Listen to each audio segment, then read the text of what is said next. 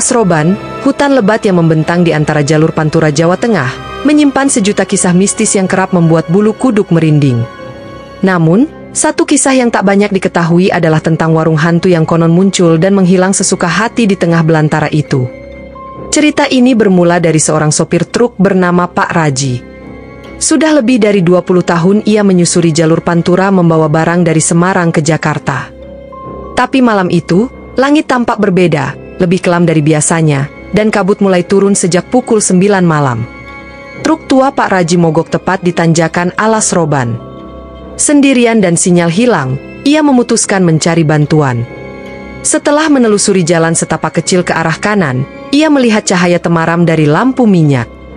Ternyata itu berasal dari sebuah warung kecil yang tampak kuno, seolah berasal dari zaman kolonial. Warung itu berasap, tanda sedang memasak. Seorang ibu tua dengan selendang batik menyambutnya. "Mampir dulu." Suara ibu itu lembut, tapi entah kenapa membuat Pak Raji merasa janggal. Karena lapar dan haus, ia duduk dan memesan kopi serta semangkuk soto. Anehnya, rasa makanannya begitu enak, lebih dari sekadar soto biasa. Namun, setiap kali ia mencoba menatap wajah si ibu warung, wajahnya selalu samar, seperti tertutup kabut. Setelah makan, Pak Raji mengeluarkan uang, tapi ibu itu hanya tersenyum. "Bayarnya nanti saja, perjalananmu masih jauh." Saat ia kembali ke truk, keanehan mulai terasa. Truknya tiba-tiba bisa dinyalakan, meski sebelumnya sudah dicoba berkali-kali. Namun saat ia menoleh ke arah warung tadi, cahaya temaramnya sudah lenyap. Jalan setapak pun hilang, hanya tersisa pepohonan rimbun dan hening yang mencekam. Setibanya di Jakarta, Pak Raji menceritakan kisah itu ke teman-temannya sesama sopir. Seorang sopir tua langsung pucat mendengar cerita itu. "Warung itu bukan warung biasa, Ji. Banyak sopir yang tersesat ke sana. Ada yang kembali, tapi banyak juga yang tidak. Konon itu warung arwah, dijaga oleh penunggu Alas Roban. Kalau kau diberi makan dan tak membayar, jiwamu akan ditagih saat kau kembali melewati hutan itu." Sejak saat itu, Pak Raji tak pernah mau lewat Alas Roban saat malam hari. Namun kabar angin mengatakan, pada malam-malam tertentu, para sopir masih melihat cahaya temaram dari balik pepohonan, dan bau soto panas yang menggoda perut lapar. Konon, jika kau benar-benar lapar, warung itu akan muncul.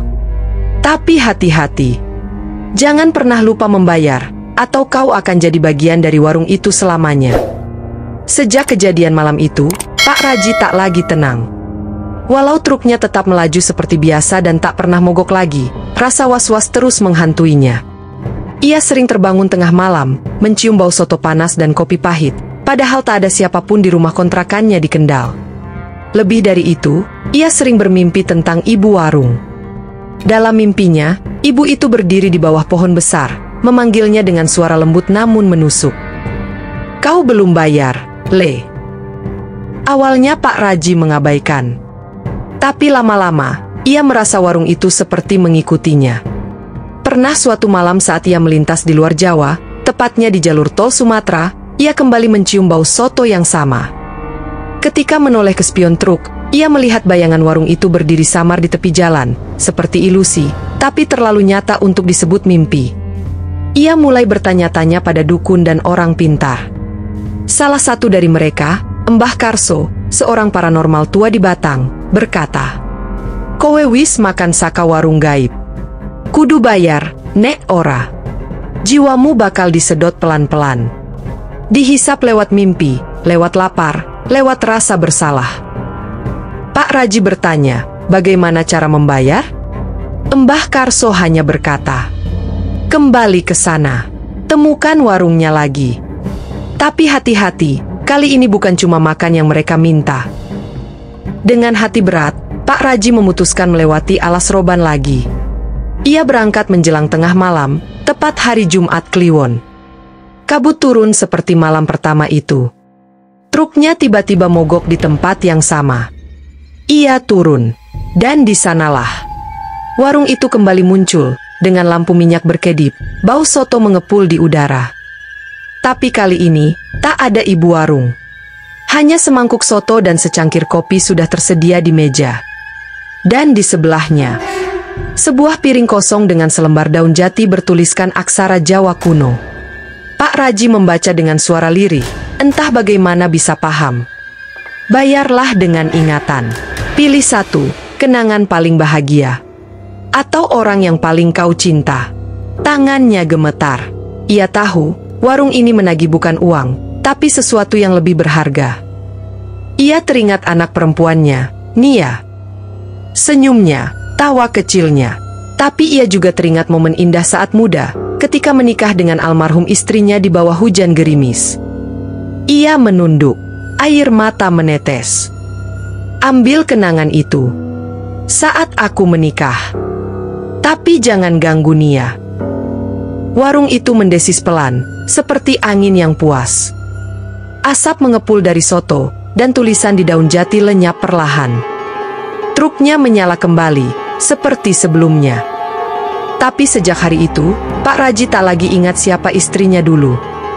Ia hanya tahu bahwa ia pernah mencintai seseorang, tapi wajah dan namanya hilang dari ingatannya, seakan terhapus. Setiap kali ia melihat foto lama, sosok perempuan di sebelahnya terlihat blur. Nia pernah bertanya, "Ayah, itu siapa di foto ini?" Pak Raji hanya bisa menjawab, "Entah, mungkin penumpang waktu lama." Dan malam-malam masih sepi. Kadang, ketika lapar menyerang, Pak Raji mencium lagi bau soto itu. Tapi warungnya tak pernah muncul lagi. Karena tagihan hanya datang sekali. Dan harga yang dibayar selamanya.